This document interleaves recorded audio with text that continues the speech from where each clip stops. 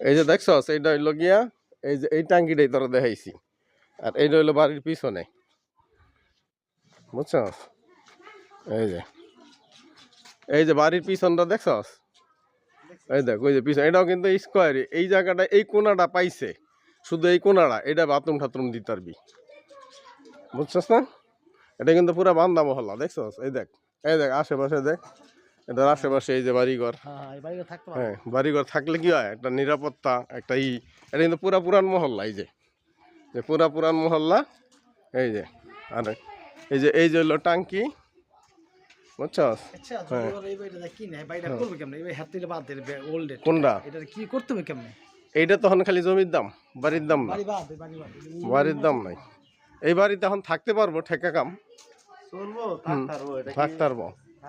বাসা কই এটা আপনার বাসা নিজের বাসা না আমি কাজ করি ভাড়া থাকে এনে বাড়িটা আছে ভাড়া কেমন কর ভাড়া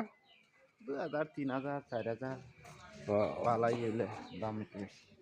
দেখছস ঘর ভাড়াও চলে হ্যাঁ এটা কিন্তু পজিশন কিন্তু দোস্ত খারাপ না তুমি কিন্তু বুঝো বিষয়টা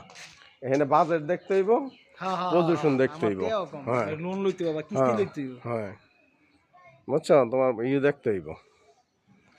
তবে এই যে পজিশনটা তো বুঝছো হ্যাঁ হ্যাঁ আমার কাছে এটা পছন্দ হয়েছে জানো এটা বান্দা মহল্লা আমার মালিকে 25000 টাকাটা জায়গা কিনছে ওখানে আমরা 5 কোটি টাকার জায়গা আছে আচ্ছা কিনে দেখি একটা দেখুন আর দুটো দেখুন ভালো লাগে হ্যাঁ ভবিষ্যতে এইটা এই জায়গাটা আমার পছন্দ হয়েছে তাই কও এই জায়গাটা পুরোটা বোঝা নাই এই যে এটার লয়ে কিন্তু আশেপাশে এই যে এইটি সব বাড়ি এই যে এটি সবই বাড়ি হ্যাঁ এটা সব বাড়ি এটা রাস্তা রাস্তা এই যে একটা বাড়ির গেট এই যে এখানে লোকজন থাকে ভাড়া বাড়ি এই বাড়ির সীমানা এখানে একটা দোকান পজিশন করে রাখছে আর ভবিষ্যতে দোকান করব আর এইটা হইলো আমাদের সেই বিকৃত বাড়ি যে বাড়িটার জন্য আমরা আসছি হ্যাঁ